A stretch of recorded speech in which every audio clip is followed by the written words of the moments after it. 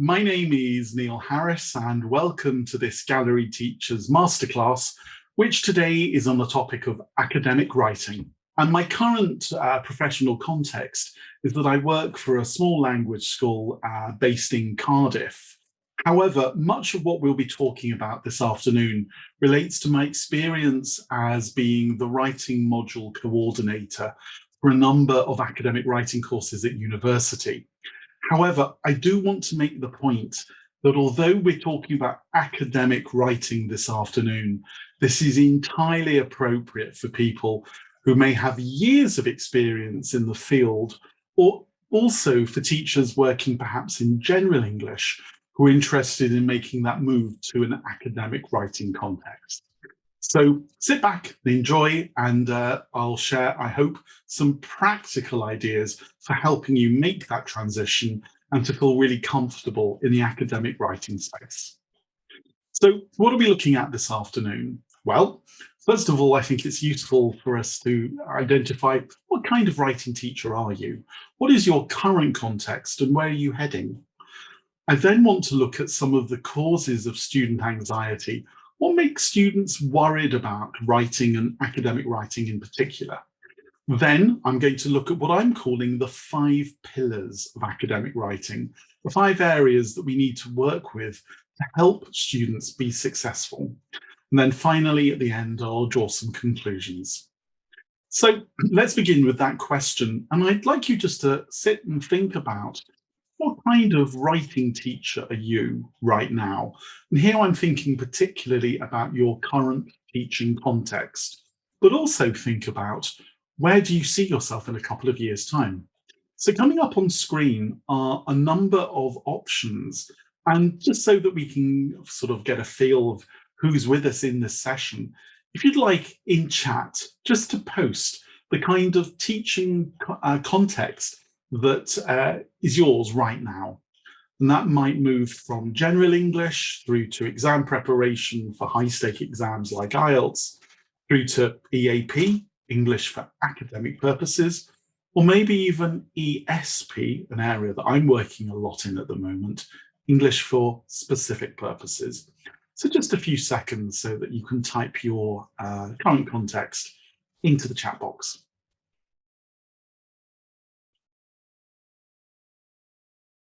Okay, so it might well be the case that whether you are working for general English or academic English already, that you feel that your students, and maybe even you, are anxious about writing.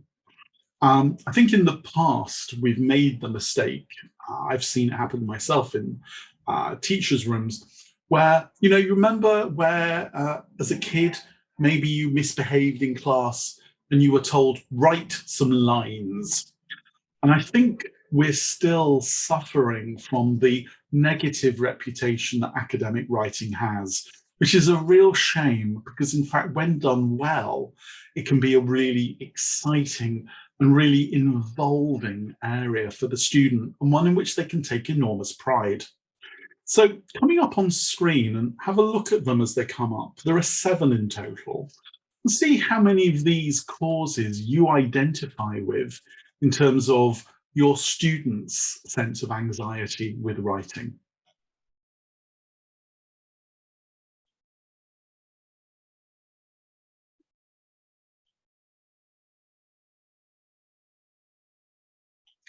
We look at them, I think numbers 2, 3, and 4 are to do with a lack of familiarity. They've not done it before, or they're not really sure what they're doing, which is fine because as teachers, that's how we're there to help them.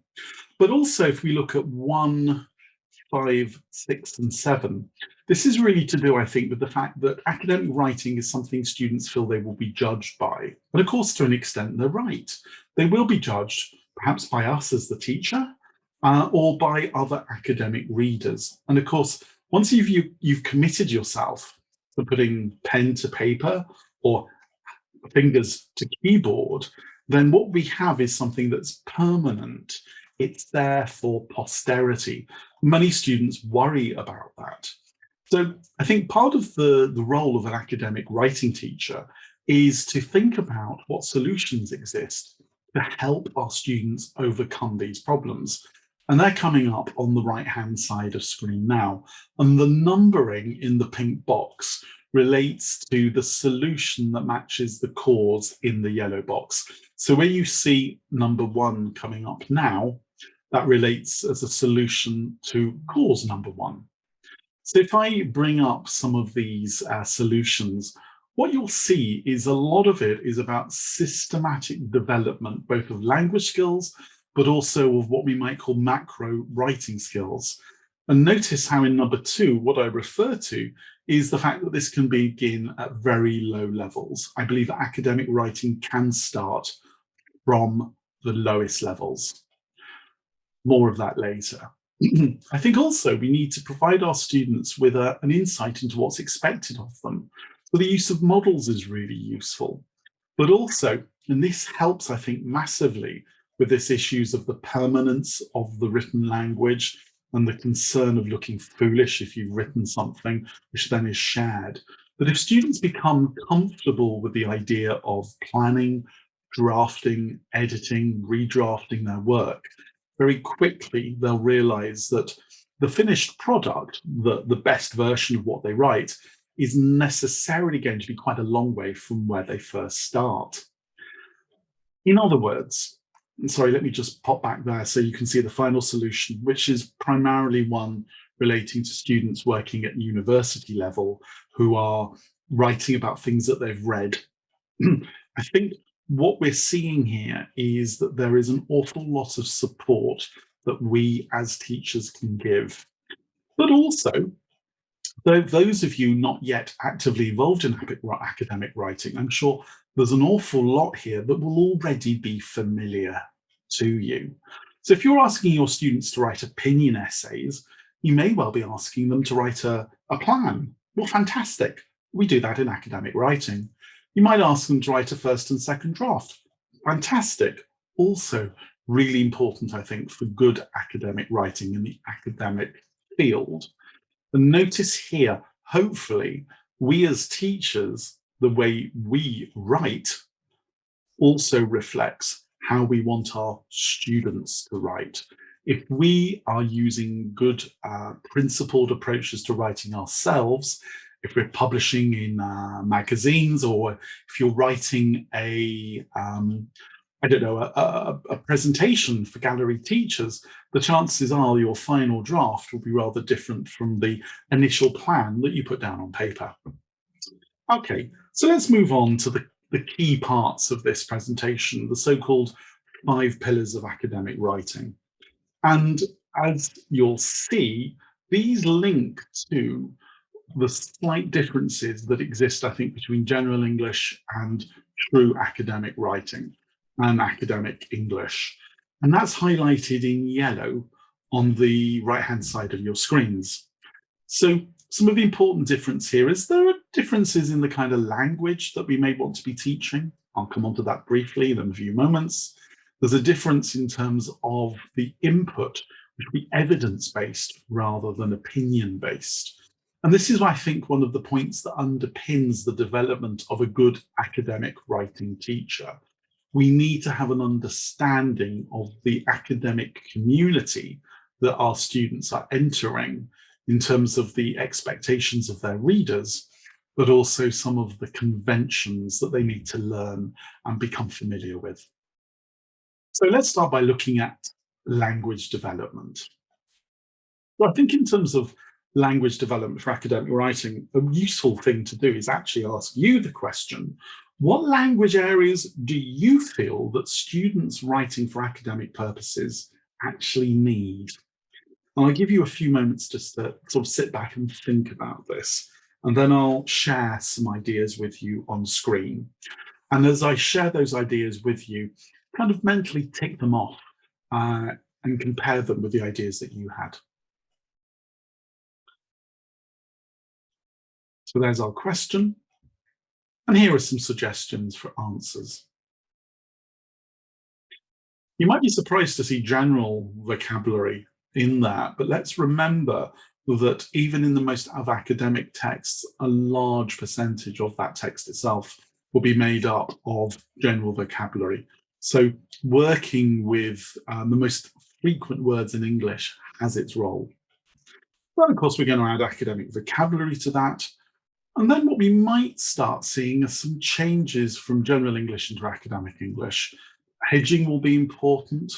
The noun phrase, which packs in a lot of information. Long noun phrases preceding a verb in the present simple are very common in academic writing, something we need to help our students with. I've also added here something that perhaps some of you didn't think about. And those are the discourse features that students need to both be able to understand, but also to use accurately and confidently. So here we've got the use of pronouns and lexical substitution as a way of avoiding repeating the same word time and time again. And lexical chains where you start with a particular term, you might then use a pronoun and then have a synonym or a word that relates to a part of the whole in order to keep the flow of what you're reading as the reader or what you're writing as the writer, both elegant but also clear.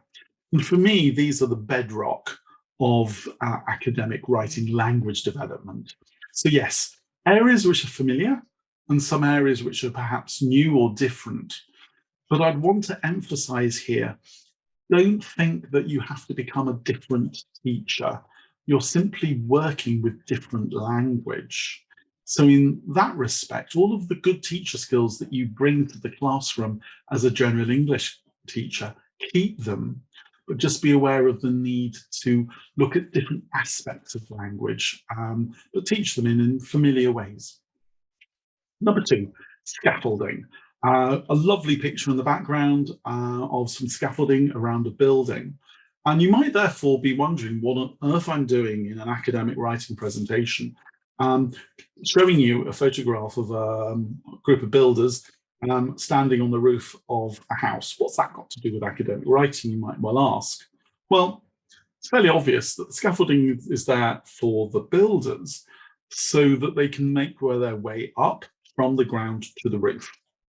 The scaffolding weren't there, the building wouldn't probably get beyond ground level. And likewise, scaffolding as a metaphor is used a lot in the literature and I've tried to kind of simplify it here by saying it describes the support which enables learners, often from a teacher, but also from well-written course books, so that the learners can achieve what would otherwise have been out of their reach. Now think about it. If you're standing on the ground, you can't reach to the top of the building. It's out of reach. And likewise for our learners, saying to them, write a 5,000-word essay report on the subject of X. If they've never done it before, they're just simply going to put their pens down or their keyboards to one side and go, teacher, I can't do that. So scaffolding is a way of enabling them to get there step by step. If you're interested in this concept and you want to know more, I would strongly recommend if you look online and you do a Google search for Scott Thornberry's A/Z, the A to Z of ELT. And there's a really nice entry there under S for scaffolding, and you can find out a lot more. So, as I was saying, if we ask our students to just write that essay, report, document, thesis, 5,000 words longer, and if they've never done it before, chances are they're not going to be very successful, or they might just give up. So instead, what I'm showing on this slide is much more a realization of how you get the student from the position of, how do I do this, teacher, to I can do this at the end. This is not a set schematic view. It's one way of doing it. So, we might show our students a video around a particular topic. We'll provide them with some reading, which will give them not only practice of the academic reading skills, but content, ideas, input for reuse. We may then want to make them aware of some of the key vocabulary, possibly even some of the grammar that existed in those texts, or give them extra vocabulary activities to help them around the topic. And then maybe some essays or some whatever it is we're working with, some models, so they're familiar with what they're looking to write looks like. And then help with perhaps paragraphing, topic sentences, thesis statements, whatever it is, whatever point they are in their journey, so that when they put all of this together, that writing task is much more achievable. I talked earlier about the fact that I think we can start this process very low level, A1, A2, but I don't recommend, and I would never expect a student at that level to be able to write an essay. That's clearly unrealistic. But if you think about it, how do we get an A1, A2 low level student to the point where they can write an essay? Well, we build them up. So in that respect, academic writing can begin at sentence level. So instead of writing sentences about your favorite food or a country that you've visited, simply reframe it within the context of an academic context. So, for example, you might want to be thinking in academic contexts of meeting people for the first time, meeting other academics, writing sentences, introducing yourself. Later on, you might want to write sentences using the present simple, talking about a specific fact within the academic domain in which the student is writing. And then move on to paragraph level. And there, of course, we're looking at how do we link one sentence to the next? How do we help the student move from the simple sentence to the compound and then the complex sentence? And then, and only then, to whole text level. So, very busy slide, but just to show you how, in terms of the CEFR, this works. But A1, students really are expected to be able to produce simple, isolated phrases and sentences. A2, sentences linked with connectors. B1, straightforward connected texts. The paragraph level. B1, good B1 into B2, and then C1, the whole text. So let's be realistic. Let's not take a group of students who are low pre-intermediate and really expect them to be able to write 1,000-word essays. They're going to struggle. When I use the word essay, by the way, in this presentation, I use it because it's going to be the text type that you're most familiar with. But use it interchangeably or consider it interchangeably, because it may well be that if you're working with students at master's level or going on to master's level, they may never write an essay. They might be writing reports. They may be, obviously, at the end, going on to write a master's level dissertation. But I use that term loosely to talk about a text. Which brings us on very nicely to this summary of what I've just been discussing, the move at the lower level from the sentence via the B1 level to the paragraph onto the whole text level, be it an essay or whatever. And then nicely moving on to this idea of genre conventions. Now, my expectation that the majority of you are working with essays means that what I'm going to look at here are conventions that we will recognize from certain types of academic essay. However, I think, even if we're looking at peer-reviewed journals, we will see elements that map over in terms of helping students to understand how the document is structured. So, a bit of a quiz for you here. I'm going to show you on screen 3 patterns of analysis. You'll also see the term rhetorical function used. So, cause and problem and and the last one, advantages and And the question for all of you is, what does mean? Well, you've probably decided that it's not cause and solution, but probably what you have decided, cause and effect, problem and solution, and the last one, advantages and disadvantages. So what's a possible paragraph structure? Well, for here, I've looked at what we might expect in a cause and effect essay, but you'll see how it can be used for problem and solution, advantage and disadvantage. So if we're writing an essay, once we've got our introduction, then we get into the body structure. You're going to have a body paragraph 1. And that might be the first cause and its effect. So if I ask you to predict what you think body paragraph 2 is going to be, no prizes there for cause 2 and effect 2. But of course, it doesn't have to be that way, does it? Because we could have in body paragraph 1, cause 1 and well done if you said cause 2, therefore leading to our second body paragraph having, yep, that's it, effect 1 and effect 2. Now, it's extraordinary how students very often just don't get this.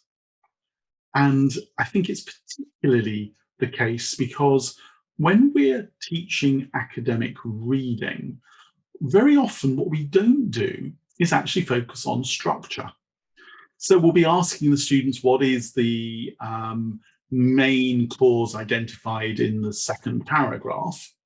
What we might not do is actually say, how many causes are there in the second paragraph? What do you expect will be in the next paragraph, paragraph 3? And I think what we're looking at here when we're working with patterns of analysis is this really useful interconnection between the reading skill and the writing skill. What we want to do, therefore, is sensitize our students to what they read. And actually, this is fantastic if you're teaching IELTS, because if you actually get students to look at a text and tell you, what kind of text is this? Oh, well, it's a problem in this paragraph. Right, well, what do you think is going to come next? And get them to the point where they can say, well, solutions, or maybe more problems. So once they've got that from their reading, you can then bring their memories back to the point where you want them to write an essay and say, remember that passage, that text we read about climate change? What do you remember about its structure? Re-elicit it, get it up on the board, and then introduce them to a new cause and effect essay title and get them thinking about, can they mirror the structure in their own writing? So to sort of synthesize some of these points in terms of how we might scaffold patterns of analysis, I think the first thing we do, and there are 3 steps that are coming up on screen, is that we can help students by raising their awareness of what the different patterns of analysis are and how they work in texts that they look at. And I've just put on screen some suggestions for, they might want to, and I know that highlighting is a debated point in terms of its value for long-term learning. But I think, if you highlight something, you highlight the language of cause and effect, but then importantly, you work beyond that, getting the students to personalize it and activate it. So they discuss it. They might have a role play, or they might have a class debate about what are the effects of stress? What target language can they take from their reading and then use it in a debate and then start writing their text? So what I'm trying to suggest here is that sensitization to working with patterns of analysis, working with the language, gap fills. One of the most common of climate change is cause. What other words could you use instead of cause, and so on?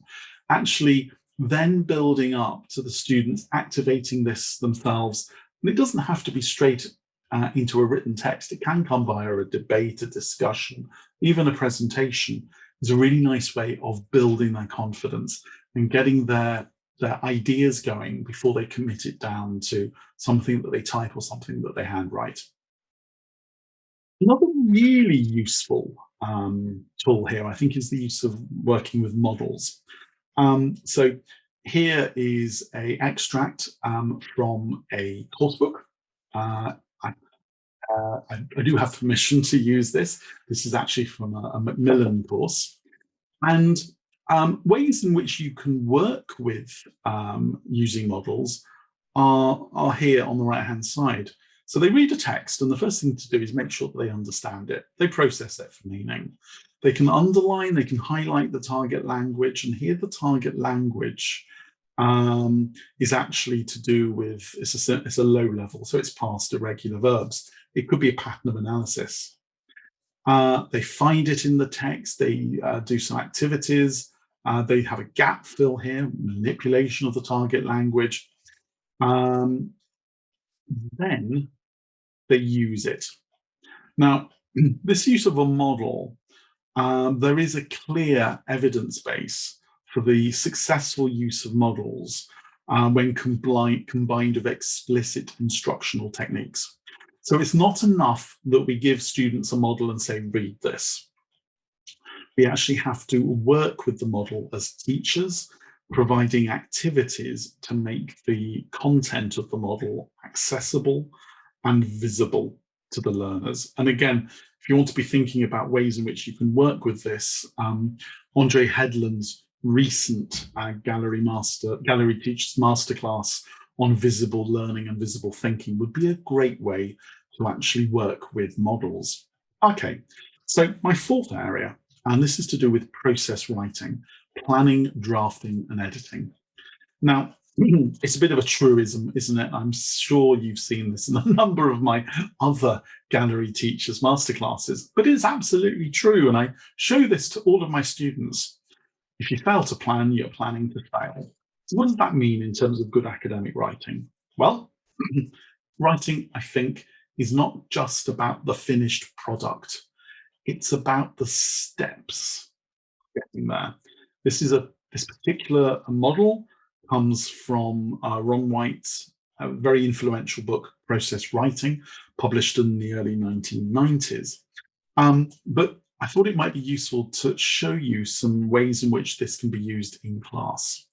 So coming up on the left-hand side are some suggestions for a process approach to writing. Now, it can be at sentence, paragraph, or whole text lesson level. But I think particularly if you're working with paragraphs and full texts, you really want to get the students to plan what they are going to write. They write it, they do a first draft, and they get feedback. How they get feedback, I'll come on to in a moment. They use that feedback to write an improved second draft, which they then submit, and probably they will get teacher feedback. But interestingly, it doesn't need to stop there, because if you're on a long course where you're developing academic writing and say a pre-sessional, why not ask your students, what have you learned from the process of draft one, draft two, final draft, feedback from yourself, your peers, and your teacher, which you're now going to carry forward into the next essay that you write. And that's what I mean by this final bullet point. Create an action plan for the next task. So you might get feedback saying, great use of vocabulary, really good use of thesis statements and topic statements, but your use of supporting evidence wasn't as clear as it could be.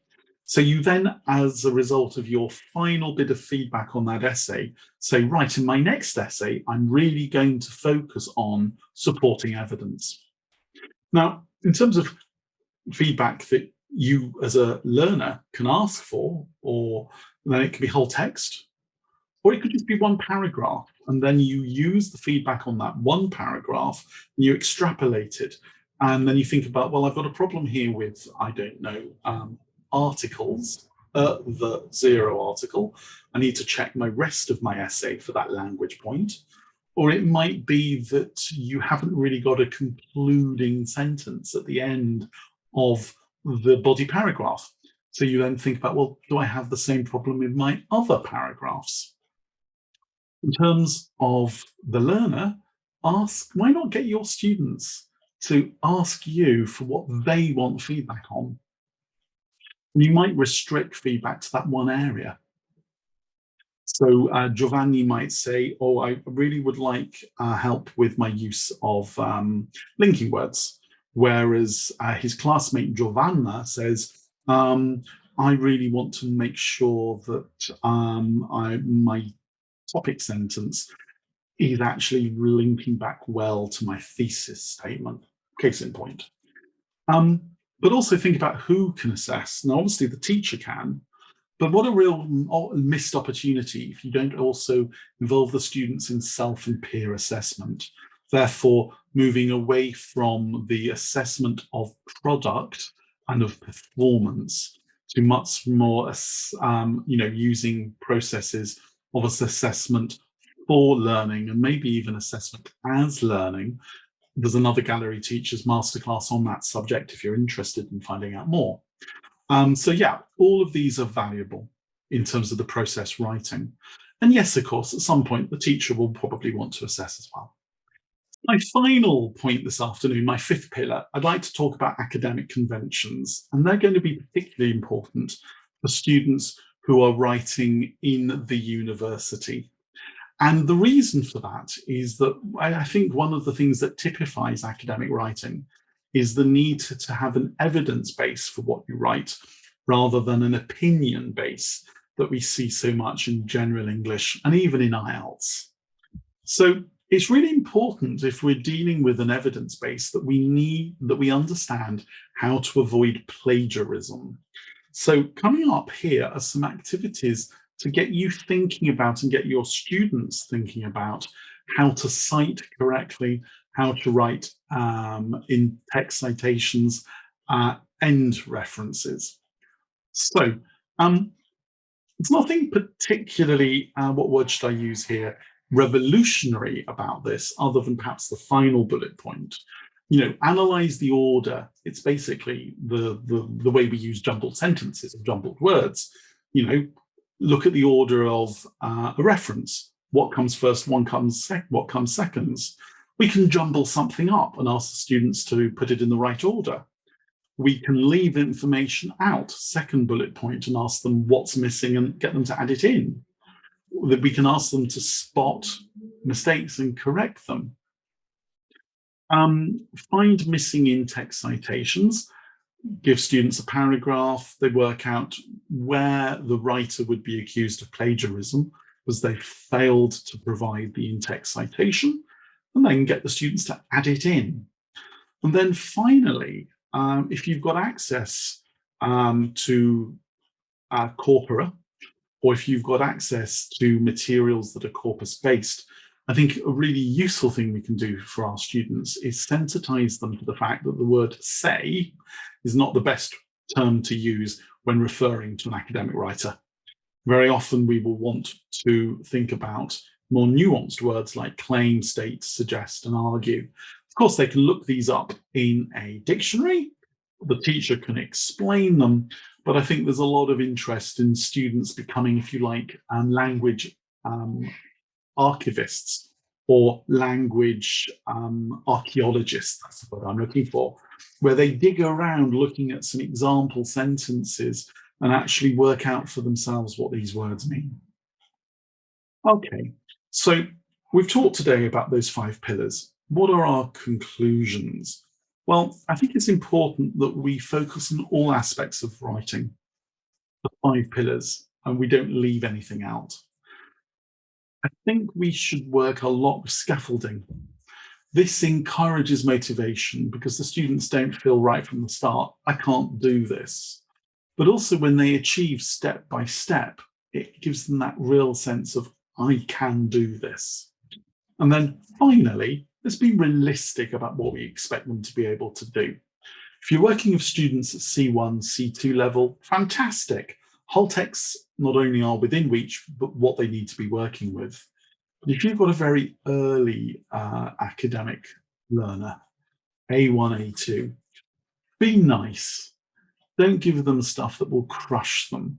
Think about the sentence and the paragraph level so that we can enable them and make them feel good about themselves.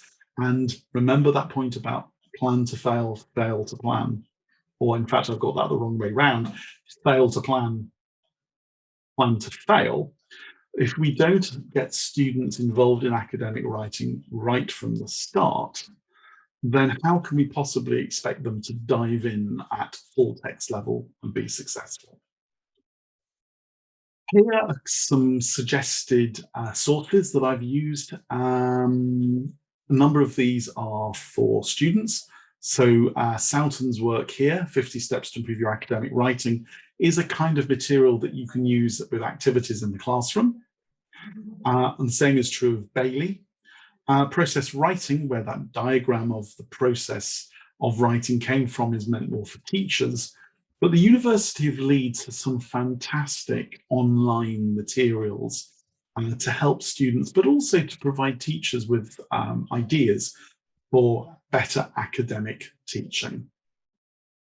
If you've enjoyed today's presentation, today's masterclass, then hopefully it will give you an appetite to look at the many other wonderful masterclasses that exist within the database that Gallery Teachers have provided.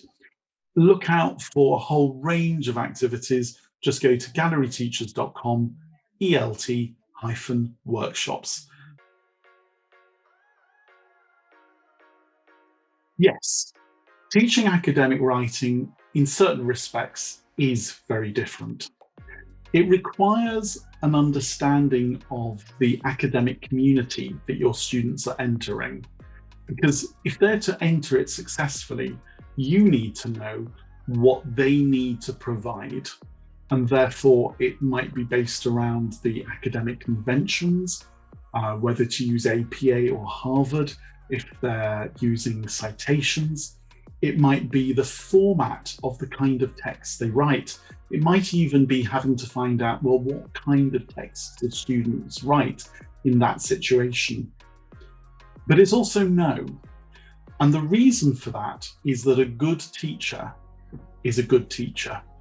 Whether you are teaching students to write holiday postcards or teaching them to write PhD theses, all of the good, high quality teaching techniques that you use in the general English classroom, rapport, using scaffolding, these are true for both.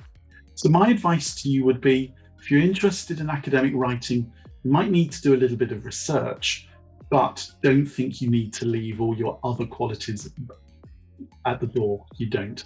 Take them into the classroom and use those motivationally to get you going. First of all, the main thing that you really need is passion and a love for teaching writing. If you don't enjoy doing that in the general English or the IELTS classroom, then you're probably not going to be the right person for teaching academic writing. Next bit of advice, work on it step by step. You're probably not going to start out by helping students write their PhD thesis, but a great stepping stone from general English is to teach high stakes exams like Cambridge First, Cambridge Advanced and the essay question, and then of course the question 2 in task 2 in IELTS writing. From there, many people get into academic writing by working on university pre-sessional courses. Talk to the course director, look at the course material, but of course also use your colleagues and look out on the internet to see what materials like this masterclass are available for you. Find out, what are your students expected to do? Find out, what does the finished product look like? Analyze the tasks, analyze the texts that they're writing, think about their structure, think about their conventions, make sure that you know what you're doing, and that's a really good way to get involved. We all have to start somewhere. Here in the UK, if particularly you're teaching at a university, you may need a further level qualification, like a diploma or an MA, but we all started somewhere. And if you're writing, if you're teaching writing for general English, that's a really good starting point for a successful career in academic writing. Good luck, and I hope it goes well.